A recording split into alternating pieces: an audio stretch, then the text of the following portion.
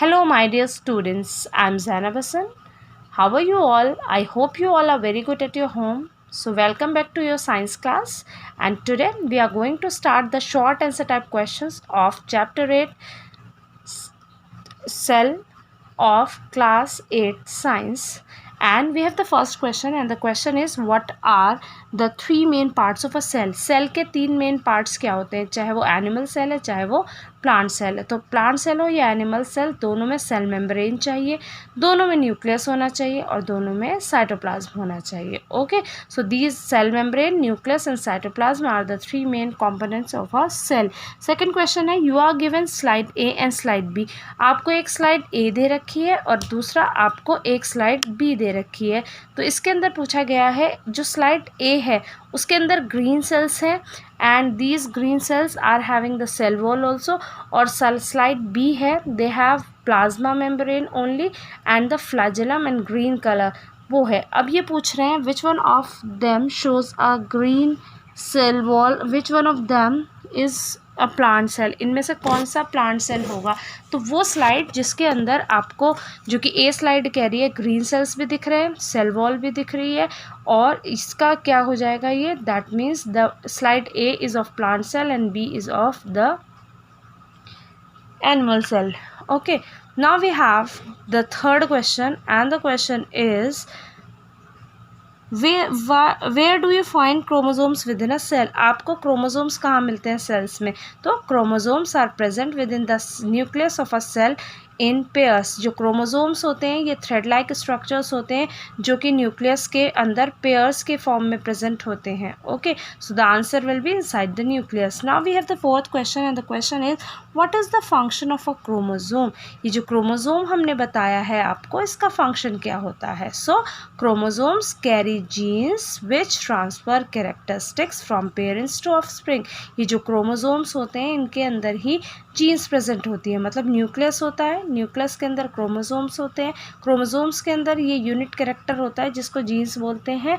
तो chromosomes carry genes which transfer characteristics from parents to the offspring. और इन्हीं की वजह से पेरेंट्स से उनके ऑफस्प्रिंग या चाइल्ड तक आपका जो है ट्रांसफ़र हो जाता है कैरेक्टरिस्टिक्स का. Okay, now we will have the fifth question is, how is cell different from a tissue?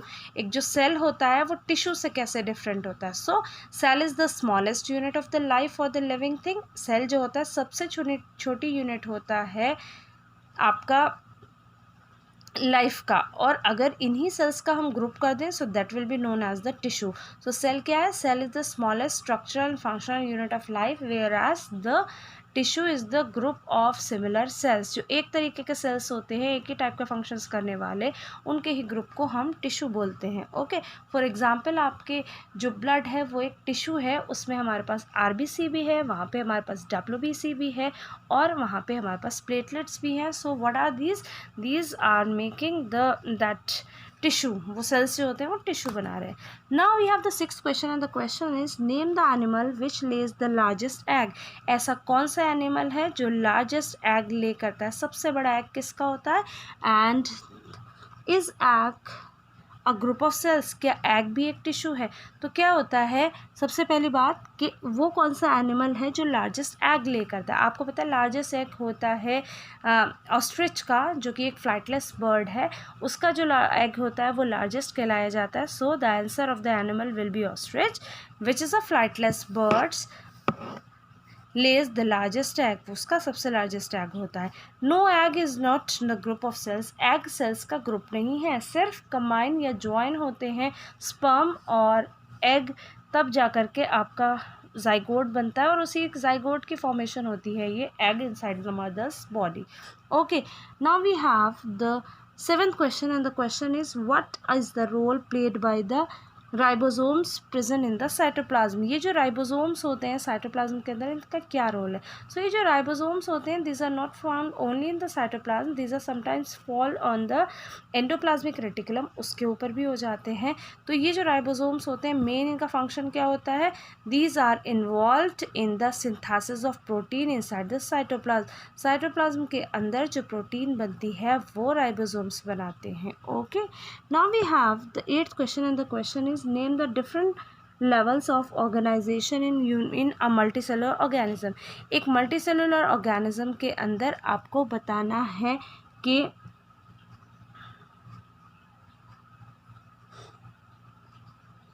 Levels of organisation क्या है। लेवल्स ऑफ ऑर्गेनाइजेशन मतलब कैसे एक लिविंग बीइंग ऑर्गेनाइज होता है। तो सबसे पहले हमारे पास होता है cell, which is the smallest and functional unit of life. उसके बाद वो सारे सेल्स कंबाइन करके बना लेते हैं टिश्यू। सेल का एग्जाम्पल हो गया आपका WBC और white blood cell.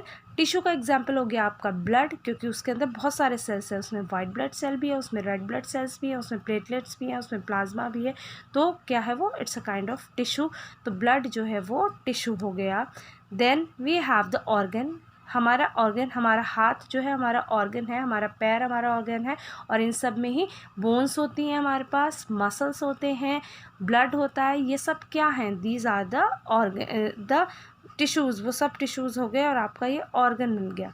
Now we have the organ system. अब बहुत सारे ऑर्गन्स एक साथ टुगेदर काम कर रहे हैं कोऑर्डिनेशन में, तो वो कहलाए जाएंगे आपके organ system. For example, you are having the excretory system in which there are 2 kidneys, 2 urinary bladder and urethra. ये 4 चीज़ें वहाँ पर होती हैं। ओके, तो वो एक ऑर्गन सिस्टम है। और जब बहुत सारे ऑर्गन सिस्टम आ जाए, फॉर एग्जांपल ह्यूमन बींग्स की तरह, हमारी तरह एक्सक्रीटरी सिस्टम भी आ जाए, डाइजेस्टिव सिस्टम भी आ जाए, सर्कुलेटरी सिस्टम भी आ जाए, तो ये सब क्या होंगे आपके, these are the organ system.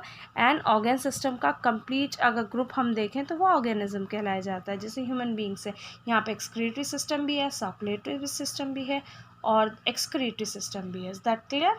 So students, now your short answer type questions of chapter 8 have been completed, and in our next video we are going to start the long answer type question of this chapter. Till then, complete these question answers in your fair notebook and have a very wonderful day ahead.